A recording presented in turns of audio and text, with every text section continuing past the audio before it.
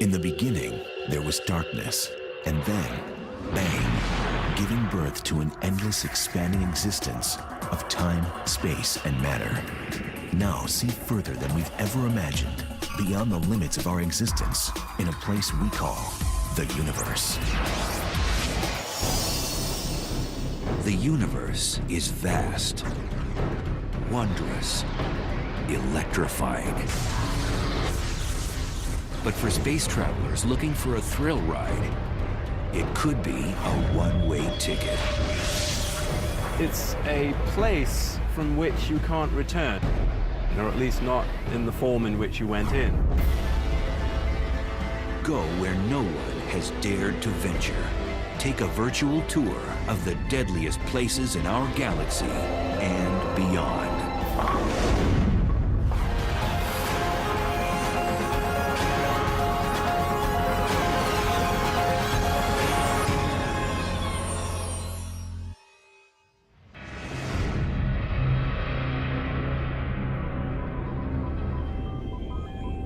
It's the ultimate frontier adventure. Space travel.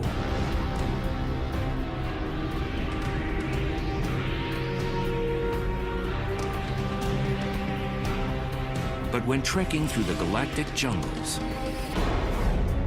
one must steer clear of the cosmic hot zones, places teeming with violence and intrigue.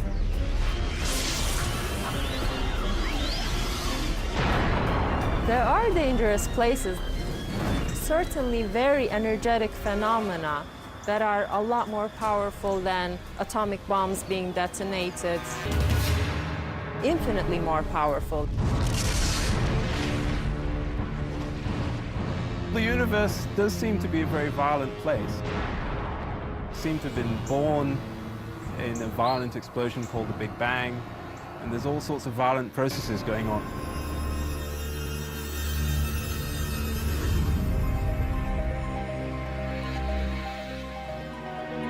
On December 27th, 2004, satellites picked up the greatest cosmic explosion ever recorded. A blast 30,000 light years away, which had the power to briefly alter our planet's upper atmosphere.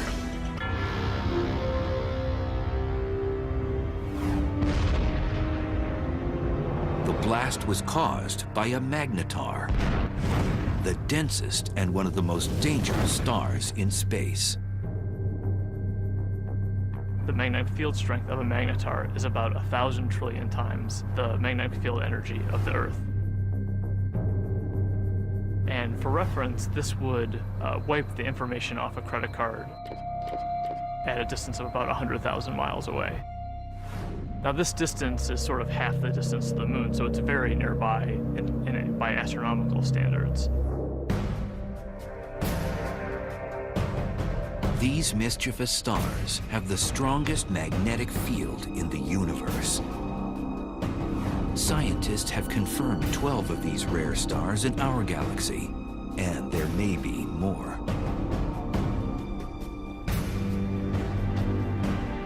Caltech's Brian Cameron scans the Milky Way for these strange stars.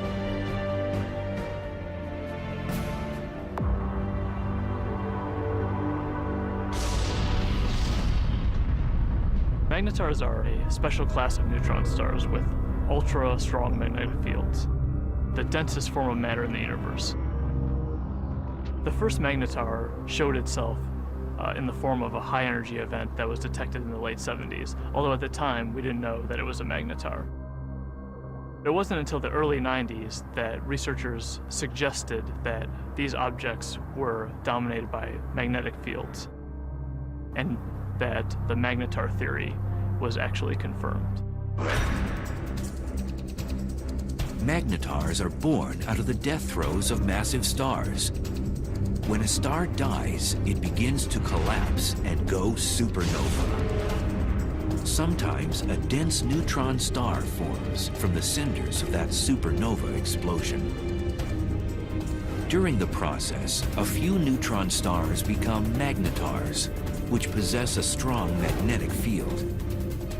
These stars eject high-energy emissions of X-rays and gamma rays.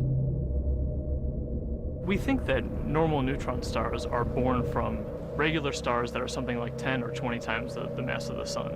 But there's evidence that magnetars are born from possibly even more massive stars than this, something like 40 times the mass of the sun. Typically, a star of such mass would be too heavy to form a neutron star. Instead, its mass would collapse into a black hole. Black holes are formed from cramming a certain amount of mass in a certain volume, and for whatever reason, these stars are unable to do that.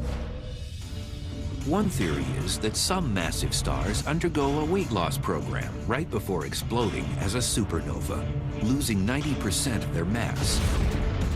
So instead of collapsing into a black hole, the emaciated star becomes a neutron star with extreme magnetic powers.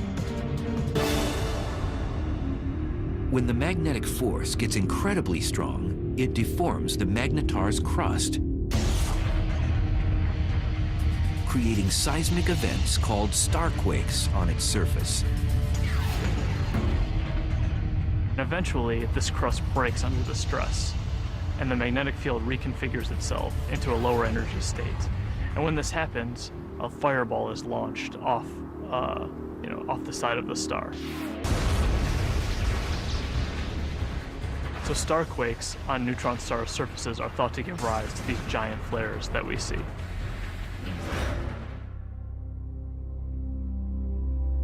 After a magnetar undergoes one of these flares, it outshines all the stars in the galaxy for the few tenths of a second that it's taking place.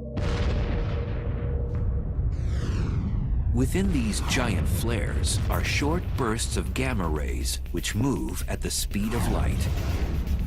The giant flares from magnetars are gamma ray bursts. They're very short in duration, less than a second, and have very hard X-ray spectra compared to another class of gamma ray bursts.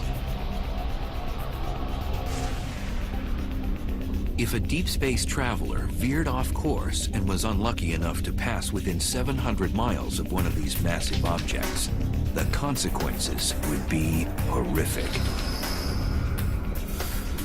The magnetic field of the magnetar can literally warp the atoms in human flesh, and its gravitational forces would tear a person apart.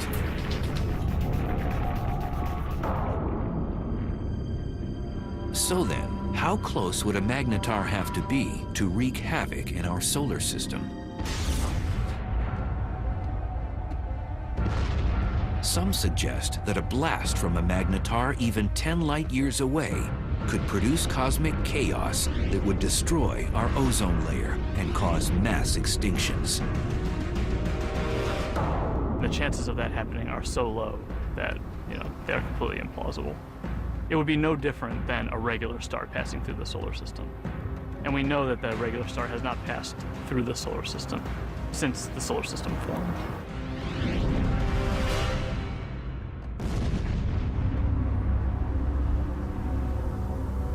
Scientists think that magnetars are only a few thousand years old and will become dim after 10,000 years. We're just now starting to understand the life cycle of magnetars. We think that they're very young, but how young is still uncertain.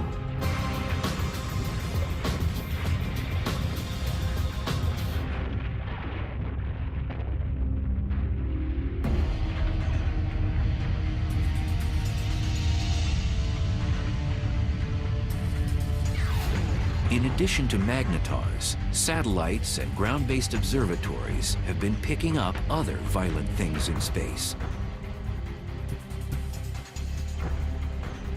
Scientists have now confirmed the existence of a phantom-like force that's so strong that it might very well be the most vicious phenomenon in the universe.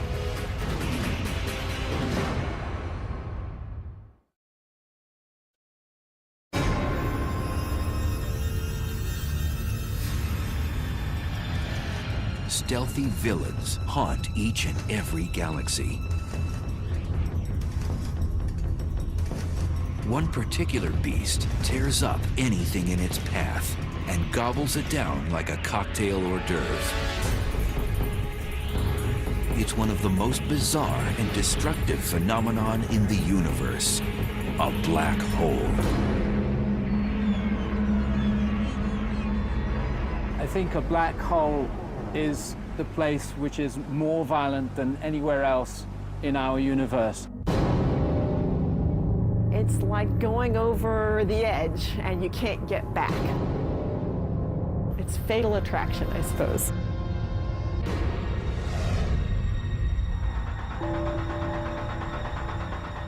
A black hole is a region of space where the pull of gravity is so immense that nothing can escape it, not even light.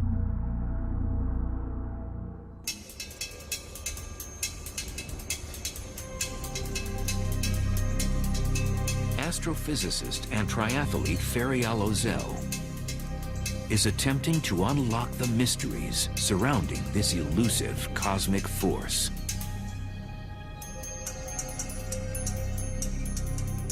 In a black hole, the gravity is so strong that no other force can compete with it, so everything collapses to a single point. Ozel says whatever has a close encounter with a black hole will fall victim to its relentless tidal force of gravity. Imagine you're swimming in a pool and there is no current. You can go whichever direction you want. Now imagine you're taken out of this pool and you're in a river. Imagine a current that is much, much, much stronger. That the only direction that you could go would be with this current. The space around the black hole acts like this wild river. You could never fight this enormous drag that you feel.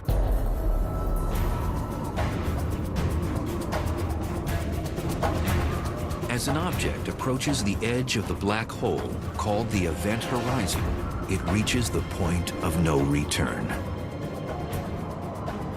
As you come closer and closer to this event horizon, you would already be approaching this extremely fast motion of space under you. And your only future direction is now into the black hole.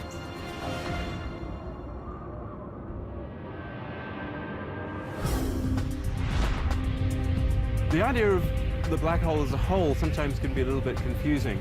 What it really is, in some sense, it's a place from which you can't return, or at least not in the form in which you went in.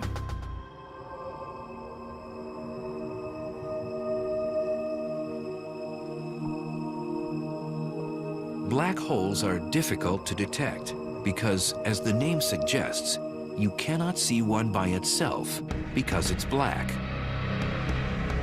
But scientists have spotted a black hole when its gravity affects something else in space, such as a passing star. A completely isolated black hole would not be visible. What we really see from a black hole is actually the hot material that's swirling around it and that's being sucked into it. So in the neighborhood of these powerful black holes, you'll get a lot of radiation resulting from the black hole pulling in material and stretching it and twisting it as it's falling in. Black holes consume anything in close range, and there are billions upon billions of them prowling the universe.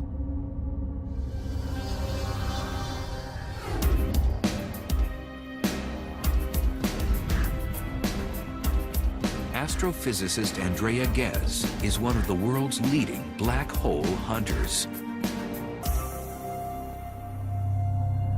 Black holes are not picky eaters. They'll dine on whatever get nearby. So they will happily eat gas. They will happily consume a star or a planet.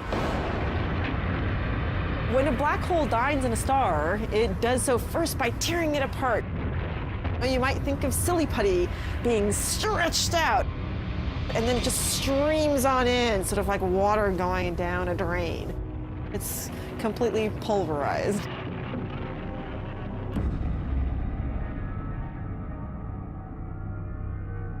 Black holes are produced, we believe, by the collapse of the core of a massive star, something like 25 or 30 times the mass of the sun or more. When it comes to the end of its lifetime, a massive star burns its core all the way past helium, carbon, nitrogen, oxygen, all the way to iron, which has no more nuclear fuel. And when that iron core builds up to a certain mass, there comes a point where it can no longer support itself, and the core will collapse all the way to a black hole, producing at the same time a supernova.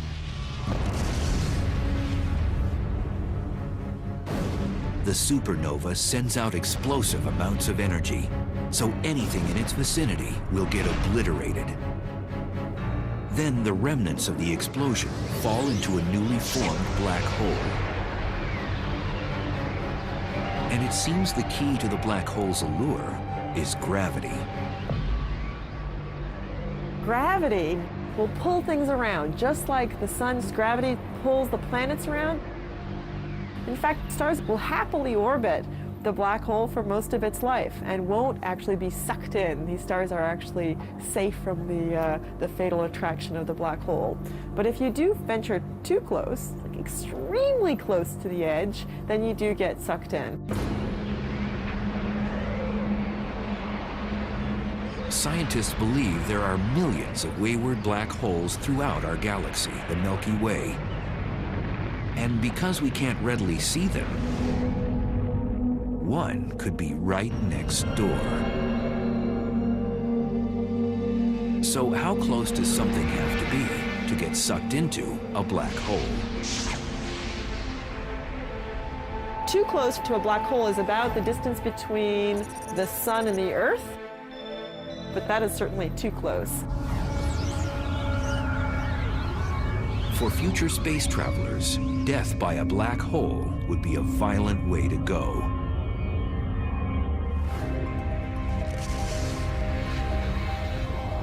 The method by which a black hole could kill you depends on how big the black hole is. They come in two categories. Most of them are the stellar mass black holes, which are 5 to 30 times the mass of our sun. If the black hole is stellar-sized, then the tidal forces near the black hole are strong enough that it will tear you apart tidally, even well outside the event horizon. If you wanted to fall into a black hole, you certainly wouldn't want to fall into one of those. It will spaghettify you. But in addition to the stellar-sized black holes, there are others that are mammoth, millions to a billion times the mass of the sun. And now scientists believe that these monsters hold center court in every galaxy, including our own.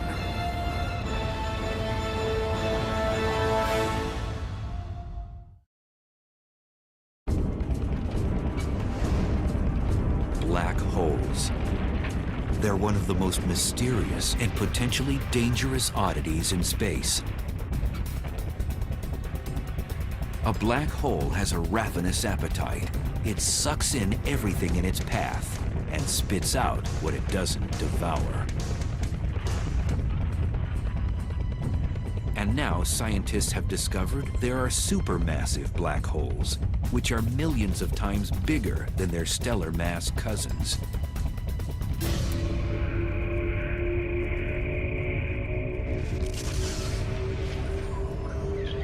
And evidence suggests that supermassive black holes were born after the Big Bang, when the universe was first created.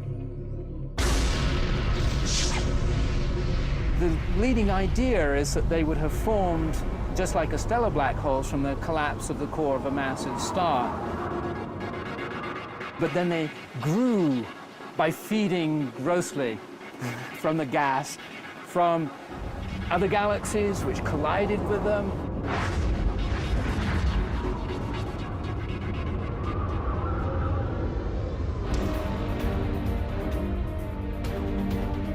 scientists have discovered that these black ogres wield their power in the center of galaxies.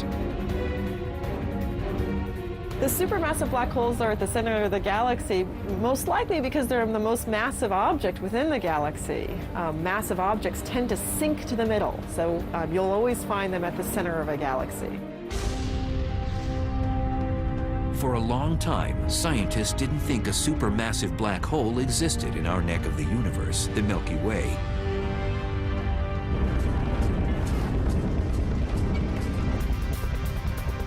But in 1995, astrophysicist Andrea Ghez set out to prove one exists.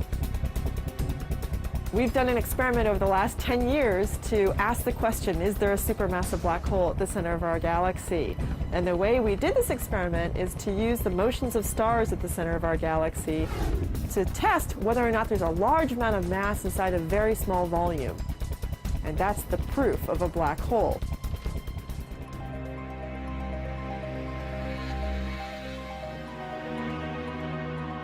At the Keck Observatory in Hawaii, which houses one of the largest telescopes in the world, Ghez began using a groundbreaking technology called adaptive optics, which brings into focus faraway objects. So this is without adaptive optics. This is what you would see. In this big square, there's nothing. We turn adaptive optics on, and you see the stars. This region contains the stars that provide the keys to our experiment. So we want to watch how these stars move. Ghez noticed that there was a large cluster of stars orbiting around an invisible object at the center of our galaxy. And they were moving at an unusually rapid rate. So we can actually see these stars that are really close to the center, and we can watch them go around. Those stars go around the black hole just the way the planets orbit the sun. The orbits tell us where the black hole is, so it's located right where the star is. That's the center of our galaxy. And the details of exactly how fast these stars are going around and how tight the orbits are tells us the mass of the black hole, which we think today is 4 million times the mass of our sun. For Ghez, confirming that a supermassive black hole indeed exists at the heart of our galaxy was like summiting Mount Everest. It was incredibly exciting to discover the supermassive black hole at the center of our galaxy, simply because it was a question we had set out to address. The question, is there a supermassive black hole? We could design an experiment that actually got at it.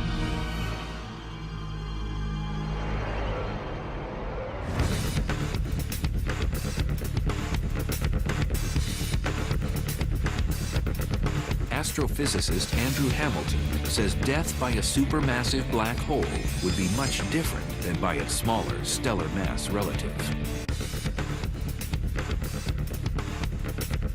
If you want to go and be a tourist and have the ultimate experience of falling inside a black hole and finding out what's really there, go visit a supermassive black hole. Much better idea. Unlike a stellar black hole, which would rip you to shreds before entering its deadly vortex, a space explorer could actually experience free-falling inside a supermassive black hole. Inside a supermassive black hole, it turns out that even though the black hole is more massive, it's also much larger in size, and that means that the tidal forces are weak enough that you could pass through the event horizon and fall deep inside the black hole without being tidally torn apart. But deep down inside the black hole, the centrifugal force of the rotation of the black hole provides effectively a repulsion. If there's any matter at all inside it, then stuff that's falling in will tend to collide with stuff that's trying to get out. And the result of that collision of energies is an unimaginably chaotic maelstrom of super hot, dense plasma. And in that case, your fate is that it can roast you.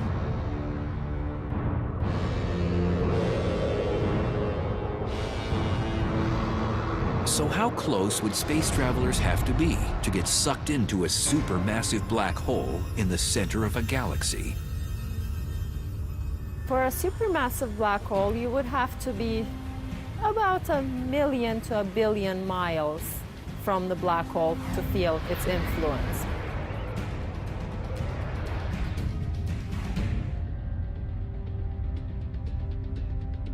Over the years, the Chandra X-ray Observatory has caught our galaxy's supermassive black hole nibbling on cosmic matter, not binging like other supermassive black holes. Our black hole is today inactive compared to other black holes. Our galaxy has very little gas at the center, and so there's nothing really for the black hole to feed on. It's not eating very much. It's going on a bit of a starvation diet. Our galaxy's supermassive black hole appears to be fasting.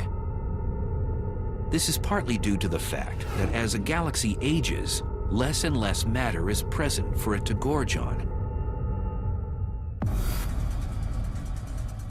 But in the future, it might be quite a bit more active if it ever gets a fresh supply of gas at its center to feed off of.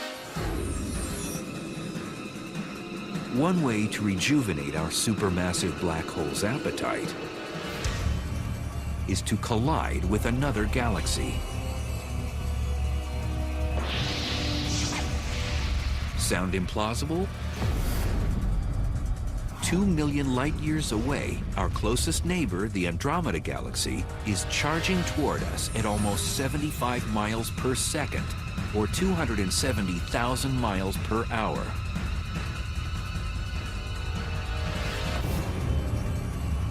In the future, scientists predict the two galaxies will collide. And upon impact, the larger galaxy may engage in one of the most primitive acts known in the universe.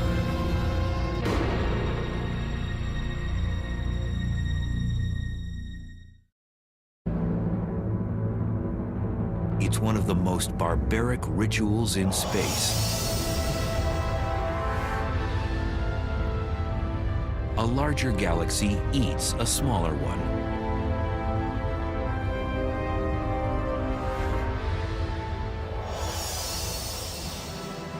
The scenario isn't a science fiction writer's fantasy. It's a cosmic reality.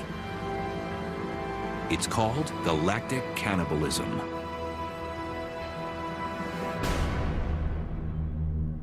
The ghastly event can occur on the celestial highway when two galaxies have a head-on collision.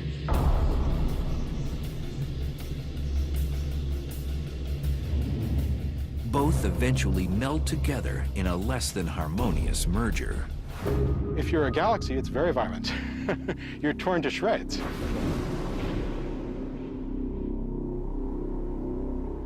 Joshua Barnes studies galaxy mergers. Acting like a crime scene investigator, he admits his research is a bit like inspecting a car crash. Imagine that you come across the scene of a car crash.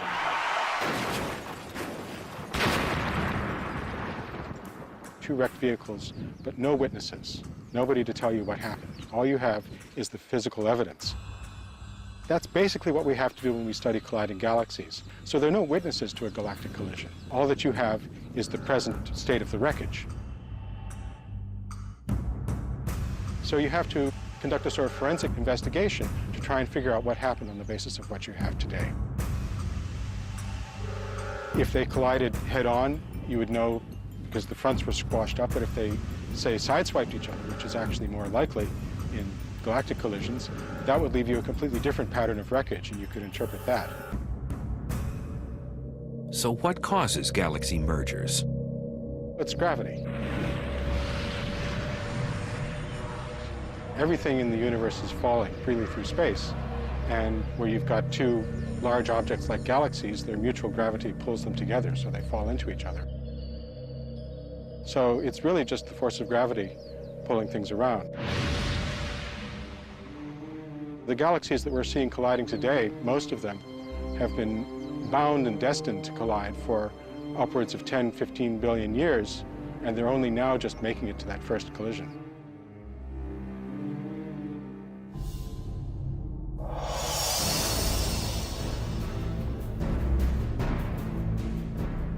Our own galaxy, the Milky Way, is moving toward our neighbor, Andromeda. Both galaxies are spiral in shape, but Andromeda is about twice as massive, with a supermassive black hole the mass of 30 million suns.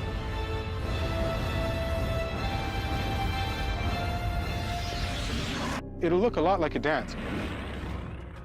And you see the two galaxies come close together, so they kind of dance around each other, getting closer and closer and moving faster and faster before they finally come together.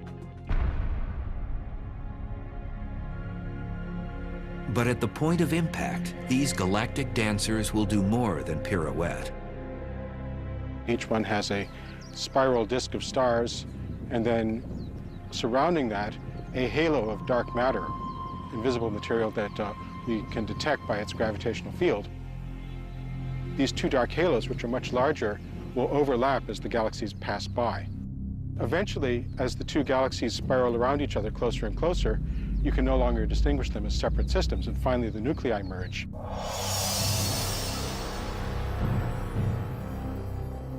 When Andromeda and the Milky Way collide, that's going to be the biggest collision that the Milky Way has seen, something like 5 billion years' time.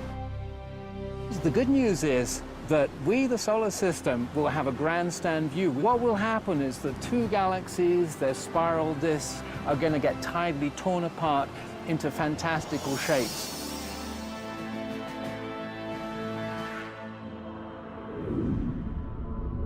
When the disks start to get close to each other, they'll throw off long streamers of stars, so-called tidal tails. And what happens to the sun and the solar system, should we still be around, it really is hard to predict. We could get lucky and be on one of those tidal tails and get a sort of bird's eye view of the whole process as we fly out. Or we could get thrown into an orbit plunging towards the center of the merging galaxies. There's basically no way to say.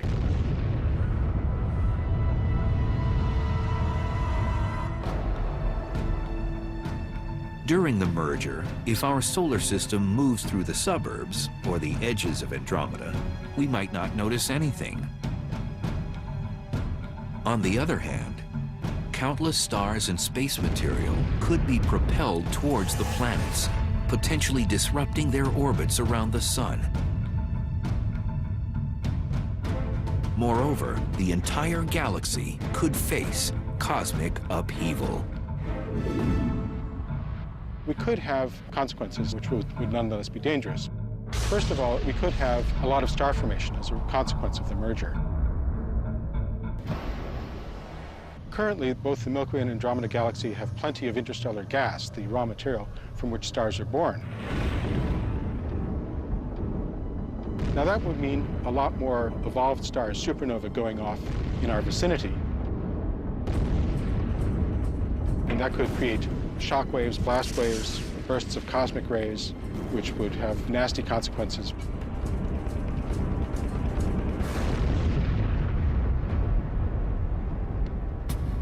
After the merger, the fate of our solar system is uncertain, as the supermassive black holes of Andromeda and the Milky Way vie for power in the newly jumbled galaxy.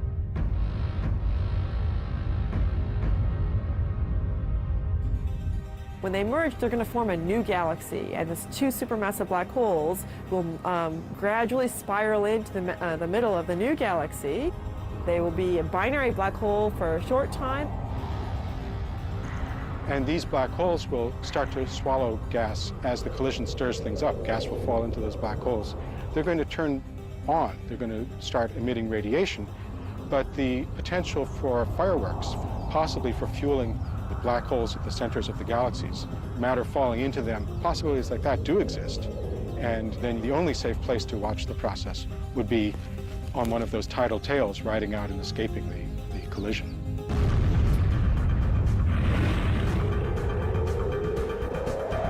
Some scientists think that Andromeda's larger supermassive black hole will eventually consume the Milky Ways.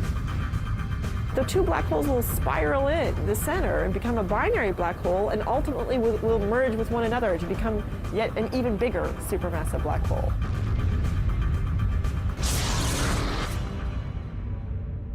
So a small galaxy colliding with a large galaxy is likely to be dominated by the larger galaxy. It'll essentially have most of its material absorbed by that galaxy and become subsumed into it.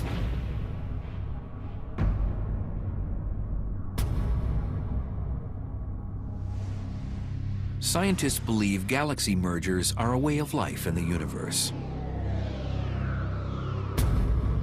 Modern galaxies, including the Milky Way, have grown larger by cannibalizing smaller galaxies. Every galaxy that we see has probably been through many collisions. The Milky Way has a central bulge of stars, which are probably the relic of a previous collision. Most scientists agree that the much-anticipated merger between the Milky Way and Andromeda won't happen for at least 3 billion years.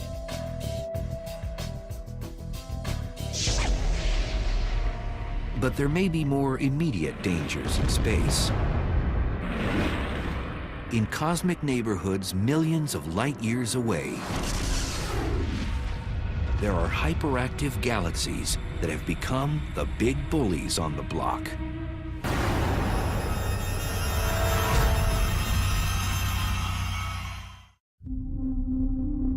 At the heart of some galaxies lives a cosmic monster. It transforms a run-of-the-mill galaxy into one of the brightest and deadliest in space.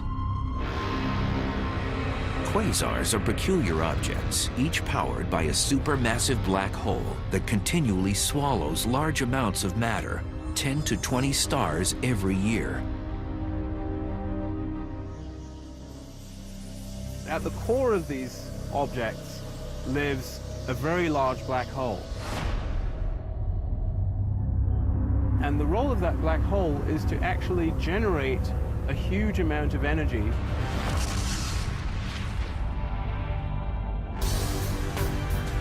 Quasars are the most energy-efficient mechanisms in the cosmos. They give off more power than 100 normal galaxies. And they're 10 trillion times brighter than our sun.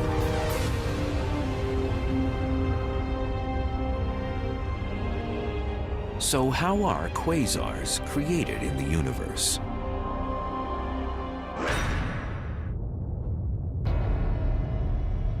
There's a fairly good connection between the last stages of a galactic merger and the so-called quasar phenomenon. If that really happens in the case of the Milky Way and Andromeda, we could have, for a period of some tens or possibly even 100 million years, a quasar active in the center of the merged galaxies. And a quasar puts out about 100 times as much energy as a typical galaxy.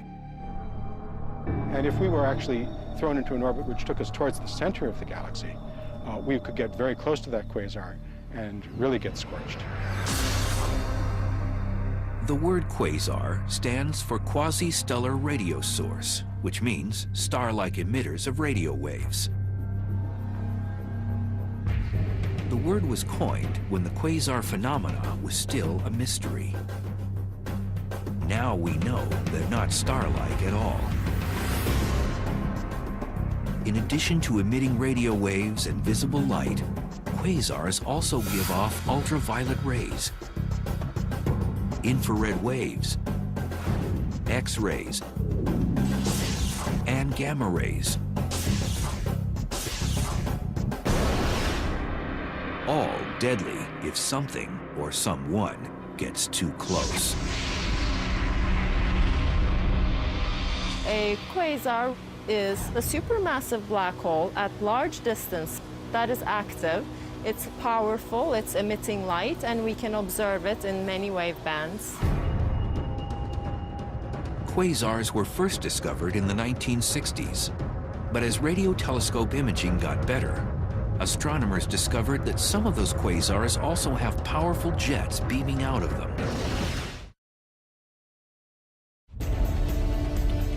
These particular quasars are called blazars, probably some of the most violent phenomena in the universe.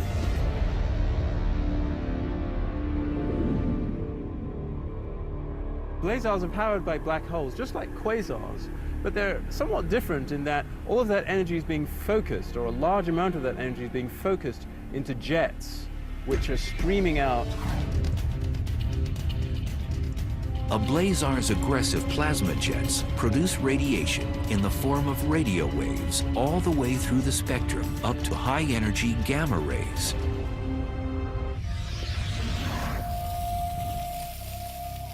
Astrophysicist Glenn Piner has been investigating the physical conditions at the centers of these exotic galaxies.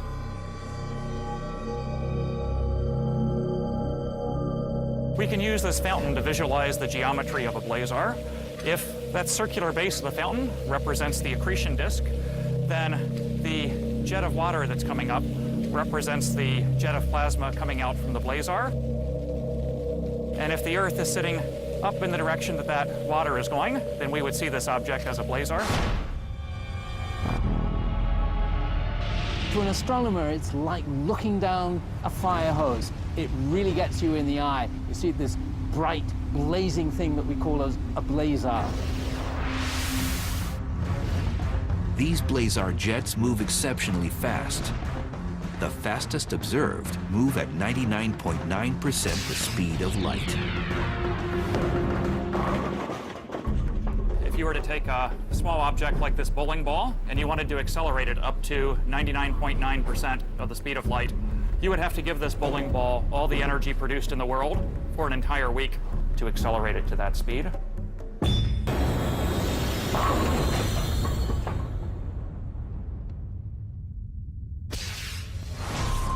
And in these blazars, we're accelerating not just small objects like bowling balls, but large masses of the mass of the planet Jupiter, or larger, to those speeds. So they're being given incredible amounts of energy by this efficient engine. Blazars pose unimaginable consequences to cosmic objects that get too close to its deadly jet. If there was a planet relatively close, a few light years from the actual jet, the radiation on that planet could be millions of times what it gets from the star. It would be continually exposed to high levels of radiation. So I don't think we want to look for life on a planet that would be orbiting a star that's in a blazar jet. Scientists link radio telescopes all over the world to achieve the magnification needed to zoom in on a blazar jet. So to give you an analogy for what kind of magnification that is, that would be magnification sufficient to read a newspaper that someone was holding in New York from Los Angeles. We'd love to look as close to the central black hole as possible so we could actually figure out how nature is accelerating these jets and getting them up to such high speeds. And we'd also like to know what it is actually that the jets are made of, because it turns out that's something that's currently not known. Until more is known about blazars, astronomers will keep a neighborhood watch for them, as well as all the other dangerous places in our uncontrollable universe. Definitely there are violent events going on in the universe. Much, much more energy than we can even imagine on Earth. There are trillions of suns shining all at once. Those are the kinds of energies that we're talking about. But in that case, the fact that we are far away from them helps the survival of our species. If we're actually traveling through space, then definitely we will have to be worrying about these events.